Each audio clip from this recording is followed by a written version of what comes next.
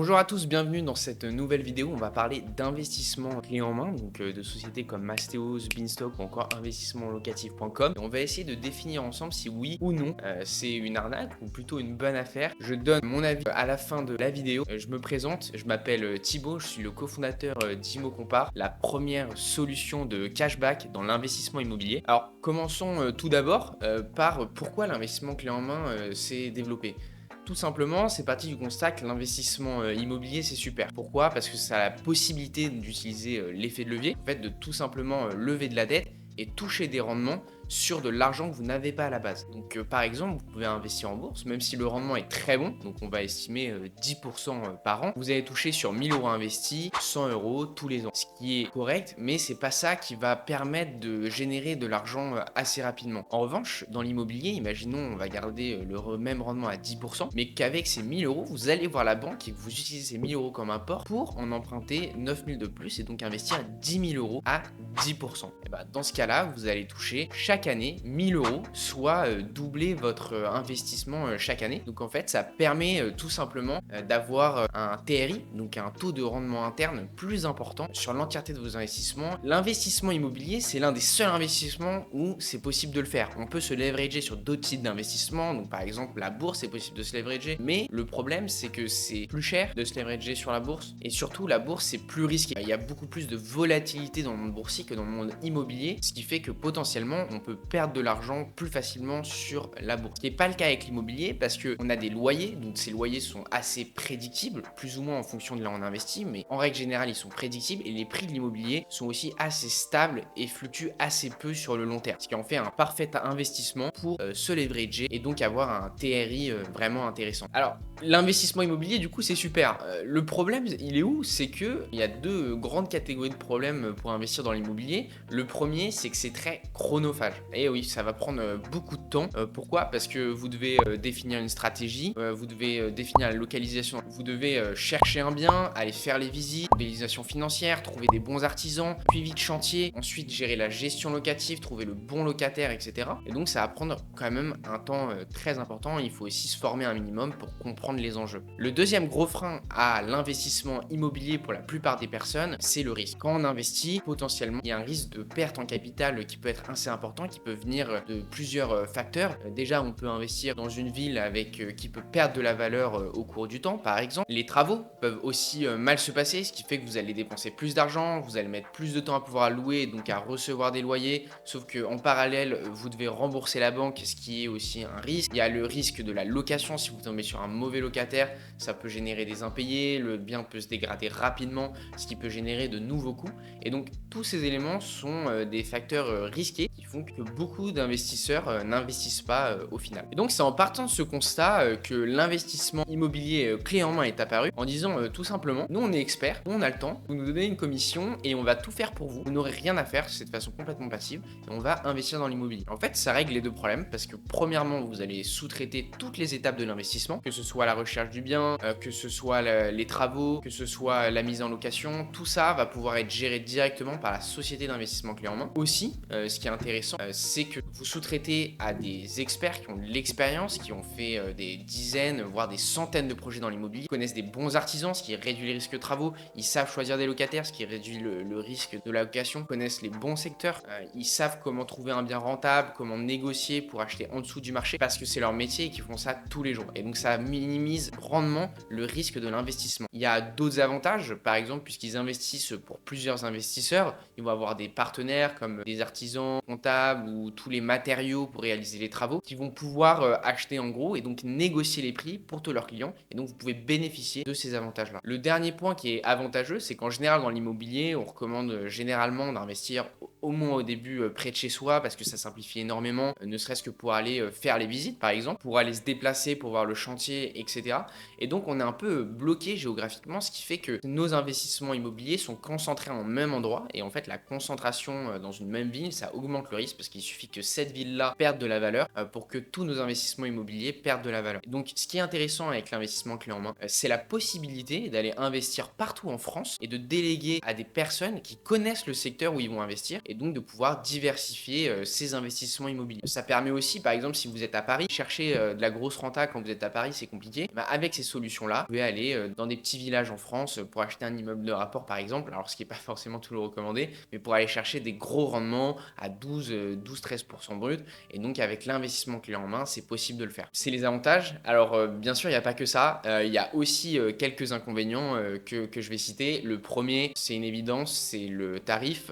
On est entre 5 à 15% du prix net vendeur, donc qui est quand même un prix conséquent. Ça peut être des honoraires qui peuvent aller de 10 à 20 jusqu'à 30-40 000 euros. Donc c'est un budget, d'autant plus que certes, c'est un budget qui est finançable, donc vous pouvez emprunter de l'argent auprès de la banque pour financer ces honoraires-là. Le problème, c'est qu'avec la hausse des taux d'intérêt, ça vous coûte encore plus cher qu'avant. Et donc forcément, payer ce tarif-là et payer cette somme-là, payer ces honoraires, ça fait forcément baisser la rentabilité de votre investissement. Toute la question, c'est de savoir si est-ce que oui ou non, ça vaut le coup de le faire. Ça, je donnerai ma réponse un petit peu après. Deuxième problème ou désavantage de ces sociétés, et ça c'est un peu inhérent à leur modèle économique, c'est que vous allez payer la commission au moment où vous signez l'acte de vente. Le problème, et vous l'aurez compris, c'est que leur travail ne s'arrête pas là. Parce que une fois que vous avez acheté le bien, ils doivent aussi gérer les travaux, le mettre en location, ce qui fait qu'ils sont beaucoup moins incentivés parce que finalement vous les avez déjà payés. Il y a encore une partie très importante du travail qui reste à faire, donc ils sont moins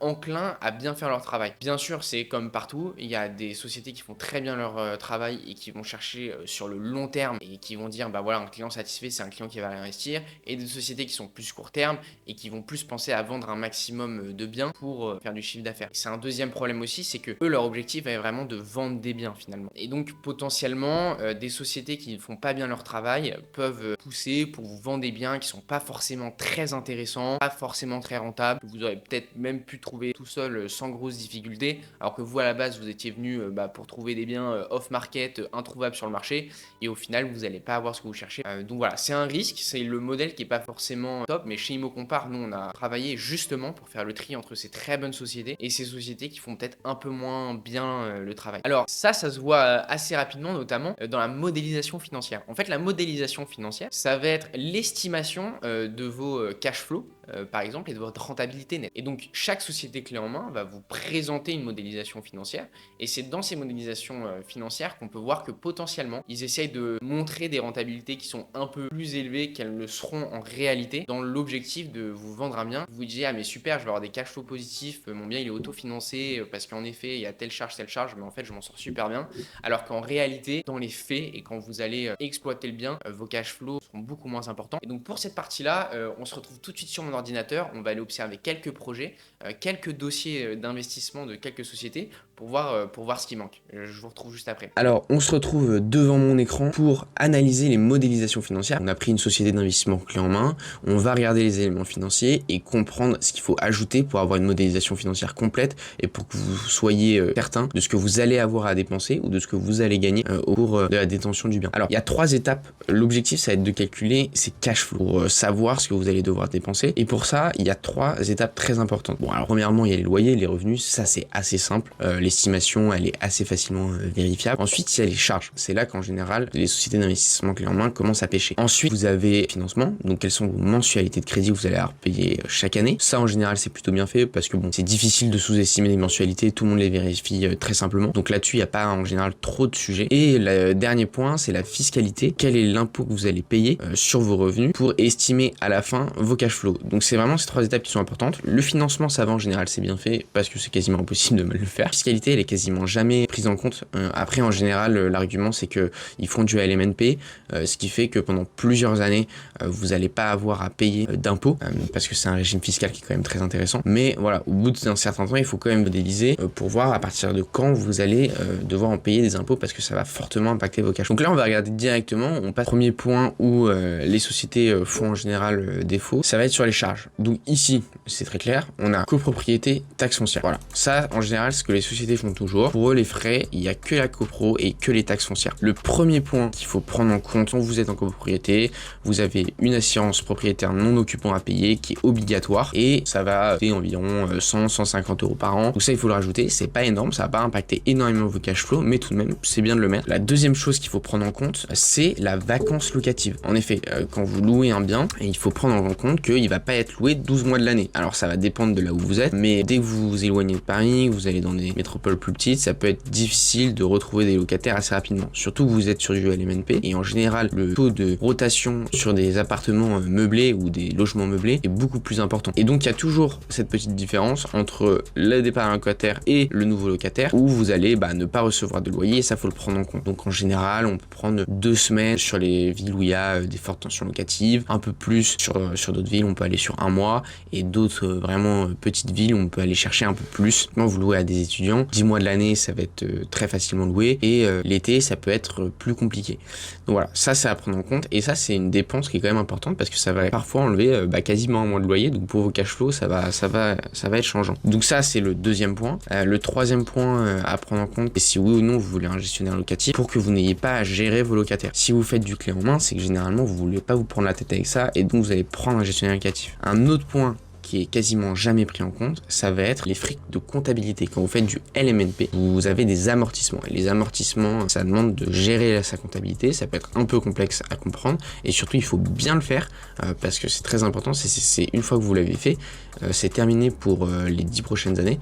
Et donc, si vous le faites mal, vous pouvez avoir plus d'impôts à payer que vous en auriez eu. Donc, c'est important de le faire. Et donc, ça peut être intéressant de le déléguer à un comptable parce que c'est quand même un petit peu embêtant à faire soi-même. Pas forcément très cher, il y a des logiciels comptables, voilà un logiciel qui va vous aider qui va être à 150 € par an. Si vous voulez un accompagnement plus poussé, on va être sur du 400, 500 € par an, ce qui est pas non plus énorme, mais là typiquement, voilà, vous allez avoir quasiment 40 € par mois à ajouter et donc en fait votre cash flow il passe de 52 € plus l'assurance PNO, déjà vous avez plus de cash flow, donc ça faut le prendre en compte et potentiellement vous aurez des dépenses. Le dernier point, et ça c'est quelque chose qui est jamais pris en compte parce que voilà, ils disent que c'est difficile à modéliser, mais quand vous achetez un bien, que vous le louez, c'est minimum pour 10 ans pour que ce soit rentable, sauf projet où vous avez une plus-value latente énorme, mais globalement faut détenir le bien 10 ans. Sur le 10 ans, vous allez forcément avoir des problèmes, surtout quand vous louez meublé, vous allez avoir des dégradations du mobilier qu'il va falloir changer, vous allez avoir des dégradations de l'électroménager qu'il va falloir changer, voilà, entre des locataires, parfois il va falloir passer un coup de peinture, entretenir le bien, ou tout simplement des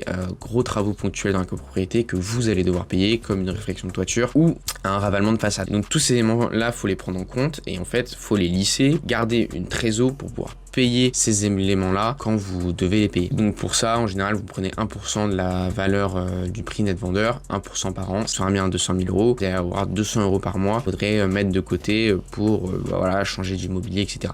1%, c'est quand même très large, normalement c'est largement suffisant. Vous investissez avec un société d'investissement clé en main, juste repasser derrière, faire des checks et pour avoir une idée vraiment concrète de ce que vous allez devoir payer ou de ce que vous allez gagner. Donc une fois que vous avez pris tous ces éléments, charges, remboursement d'emprunt et que les charges sont vraiment exhaustives, remboursement d'emprunt et la fiscalité, que vous avez une vision là-dessus, dans ce cas-là, vous avez une modélisation financière qui est globale et vous pouvez avoir une idée vraiment concrète. Donc on repasse tout de suite dans le salon, discuter un peu plus en détail de la suite. Bon alors voilà, on a fait un peu le tour des inconvénients sur l'investissement clé en main. Maintenant, la question qu'on peut se poser, c'est est-ce que c'est un bon moment pour investir dans l'immobilier? Donc au moment où je fais la vidéo, en 2023, il y a des taux d'intérêt qui ont explosé, ce qui fait que le financement coûte beaucoup plus cher. Les conditions d'emprunt sont aussi beaucoup plus difficiles qu'avant. L'apport demandé par les banques plus élevé, avant on était sur du 10% assez facilement. Aujourd'hui, elles vont plus aller demander du 15-20%, ce qui demande quand même un effort d'épargne au préalable plus important. Ce qui fait aussi que la rentabilité du bien est moins intéressante. Alors, ce qu'on peut voir aussi, c'est que le volume des transactions a considérablement baissé sur les 2 dernières années depuis 2021. On a perdu 20% de volume de transactions. En revanche, on peut aussi observer que les prix de l'immobilier n'ont pas bougé, voire ont légèrement augmenté depuis 2 ans. Donc on a un emprunt qui nous coûte beaucoup plus cher, des prix de l'immobilier stables, voire en augmentation, et donc c'est vrai qu'on peut se dire, bon, c'est pas le meilleur moment pour investir. La recommandation actuellement en 2023, ce serait investir, oui, c'est toujours intéressant. Pourquoi? Parce qu'il y a beaucoup moins d'acheteurs, il y a beaucoup moins de concurrence qu'avant, quand il y avait des taux d'intérêt très bas. Par contre, il faut aller sur des biens où il y a possibilité d'aller chercher en dessous du marché, parce que pour l'instant, le marché est, selon nous, chez Immocompare, encore surévalué par rapport aux conditions bancaires. Et donc, c'est bien d'aller sur des biens. Pourquoi? Parce qu'il y a beaucoup moins de concurrence, mais dans ce cas-là, il faut que ça se retranscrive dans une belle négociation et dans une décote, et donc acheter des biens qui sont en dessous de marché. Et là, peut y avoir potentiellement des super belles opportunités. Et les sociétés d'investissement clés en main, qui sont expertes, qui connaissent très bien leur secteur, si elles font bien leur travail, peuvent justement vous accompagner et vous aider pour trouver ce type de biens, ces petites pépites, où avant beaucoup d'investisseurs se seraient jetés dessus, mais avec les conditions, il y a beaucoup moins de concurrence. Donc potentiellement, selon nous, oui, il y a toujours des bonnes affaires, il y a toujours la possibilité d'aller effectuer des investissements très rentables qui permettent de se construire un beau patrimoine et d'utiliser l'effet de levier pour investir dans l'immobilier. Alors notre avis en effet, c'est que ça peut être super intéressant d'investir avec une société d'investissement clé en main, et on a un avis très positif dessus, mais ça va dépendre de votre profil. Typiquement, le profil qui est parfait pour les sociétés d'investissement clé en main, c'est pour les personnes qui sont en CDI, qui n'ont pas le temps ou qui n'ont pas envie d'attribuer du temps à l'investissement immobilier, mais qui sont convaincus que c'est un investissement super intéressant pour se construire un patrimoine sur la durée. Le sujet, c'est si vous savez pertinemment que vous n'allez jamais investir dans l'immobilier en direct parce que ça vous prend trop de temps, que on n'a pas envie, et ce qui est totalement compréhensible, on n'a pas envie de passer des heures à regarder sur tous les forums immobiliers comment ça se passe, trouver des artisans, avoir le stress, la charge mentale d'avoir un projet immobilier sur les bras, et que vous savez que vous n'allez pas investir. Dans ce cas-là, ça peut être très intéressant de passer par une société d'investissement clé en main. En revanche, si vous êtes quelqu'un de plutôt très débrouillard, que ça ne vous fait pas peur d'investir dans l'immobilier, que vous avez potentiellement déjà des contacts chez vous, dans votre famille, que ça ne vous dérange pas de prendre du temps, que c'est quelque chose qui vous passionne, vous avez déjà un petit peu de connaissances sur le secteur, dans ce cas-là, le faire seul, ça vous permettra d'augmenter votre rentabilité. Si vous pensez que vous correspondez au profil que l'investissement clé en main peut intéresser, je vous invite directement à aller sur notre site ImmoCompare que j'ai cofondé, qui va vous permettre à la fois de comparer toutes les sociétés de clé en main pour trouver celle qui vous correspond le mieux. Nous, on a fait un gros tri pour différencier les bonnes sociétés de clé en main et les sociétés de clé en main qui sont moins bonnes. On a fait une grille de notation. Toute notre méthodologie de notation est bien sûr présente sur le site et sur la page de notre site. En plus de ça, sur ImmoCompa, on vous offre du cashback, ce qui veut dire que vous reversez une partie de la commission qu'on touche en tant qu'apporteur d'affaires. Donc c'est-à-dire que vous allez pouvoir avoir des réductions qui vont aller de 500, 600, 700, voire qui peuvent aller jusqu'à 1500 € en fonction de votre investissement, que nous on va vous renvoyer directement sur votre compte sur les honoraires. N'hésitez pas à aller jeter un œil directement sur notre site pour faire votre choix de solution de clé en main. Bien sûr, si vous avez des questions, n'hésitez pas dans les commentaires ou directement sur les sites. J'y répondrai, ou mon associé y répondra avec grand plaisir. Alors, des petits conseils si vous souhaitez investir avec une société d'investissement clé en main, c'est de ne pas totalement lâcher les rênes. Même si on recommande des sociétés qui font très bien leur travail, c'est de ne pas juste fermer les yeux et de complètement rien faire. On va vous envoyer des biens, on va vous demander si vous voulez investir ou pas. C'est quand même important de ne pas complètement lâcher les rênes et pas accepter le premier bien qu'on vous propose, et de faire une petite analyse vous-même. En fait, c'est tout simple, c'est uniquement vérifier les hypothèses. Les sociétés d'investissement clé en main, ceux qui sont derrière, ça reste des humains, il peut y avoir des erreurs. Donc c'est vérifier que le prix est bien en dessous du marché. Pour ça, vous pouvez aller sur plein de sites, vous tapez juste le nom de la rue plus prix au mètre carré, et vous avez 4 sites qui vous donnent une moyenne et vous voyez un minimum si c'est en dessous ou pas. On vous donne aussi une estimation de loyer, donc allez la vérifier aussi. Pareil, il y a plein de sites sur lesquels vous pouvez vérifier les loyers. Ça déjà, c'est deux hypothèses qui sont très importantes. Ensuite, on a vu sur la modélisation financière les éléments qu'il fallait prendre en compte pour avoir un cash flow qui était vraiment fidèle à la réalité. Donc ça, vérifiez-le. Et à partir de là, si votre modélisation financière elle est correcte et que les hypothèses qui vous sont données par la société d'investissement clé en main sont correctes et que vous avez une rentabilité qui vous convient, vous avez des cash flows qui vous conviennent, dans ce cas-là, vous pouvez y aller, et là, vous pouvez déléguer et lâcher les. L'autre point aussi qui est très important, c'est que parfois les sociétés d'investissement clé en main vont vous diriger vers soit leur propre société de gestion locative, soit vers d'autres sociétés de gestion locative. C'est vraiment pas une décision qui est à prendre à la légère. Les gestionnaires locatifs vont être très importants parce qu'ils vont en partie choisir les locataires. Là aussi, pareil, potentiellement rencontrer le locataire qui a été choisi pour être sûr de tomber sur un locataire qui est sérieux, ça c'est très important. En général, les gestionnaires locatifs qui sont intégrés directement à la société d'investissement clé en main, c'est pas top. Le mieux, c'est vraiment un gestionnaire locatif qui est complètement dédié, parce que c'est un métier qui est complètement différent. Aussi, il faut absolument pas, quand vous êtes avec une société d'investissement clé en main, avoir peur d'être le client chiant, de poser beaucoup de questions, de refuser des biens. Et ça, en fait, ça va se sentir dès votre premier appel. Il faut que vous vous sentiez en confiance avec votre conseiller, pas que vous vous sentiez sous pression pour acheter un bien. Ça, c'est absolument pas possible. Donc, il faut que dès le premier appel, le conseiller qui va en général vous accompagner sur tout l'investissement, faut que vous vous sentiez bien avec lui pour pouvoir lui dire bah non, ce bien-là il me convient pas, je suis désolé, l'hypothèse je suis pas d'accord avec, la modélisation financière pareil. Aussi, dernier conseil, si vous voulez faire plusieurs investissements locatifs, le mieux c'est de commencer par un bien qui s'autofinance au minimum, donc c'est-à-dire que vous avez des cash flows négatifs sur la durée, vous n'avez pas d'effort d'épargne à faire, ce qui vous permet ensuite d'aller voir des banques, déjà de présenter un projet qui s'autofinance, donc ça les rassure, et en plus de ça, de pouvoir continuer à faire des investissements. Bon, on se retrouve dans un décor complètement différent, mais avec le même t-shirt, parce que voilà, j'ai raté la fin sur votre vidéo. Tout ça pour vous dire, en tout cas, merci beaucoup d'avoir suivi la vidéo jusqu'au bout, j'espère qu'elle vous a plu. Si c'est le cas, n'hésitez pas à laisser un like, à commenter et à vous abonner. S'abonner, c'est important parce qu'il y a encore plein de contenus qui vont arriver sur l'immobilier. On a déjà tourné plusieurs vidéos avec des fondateurs de différentes sociétés, donc ça va être super intéressant. Et aussi, si vous avez des remarques sur comment m'améliorer, sur des sujets qui pourraient vous intéresser, n'hésitez pas à les laisser en commentaire. Nous, on lira ça avec une grande attention et on fera en sorte de faire ce que vous voulez. Voilà, tout simplement. Merci beaucoup. Moi, je vous dis à plus dans une prochaine vidéo. Salut.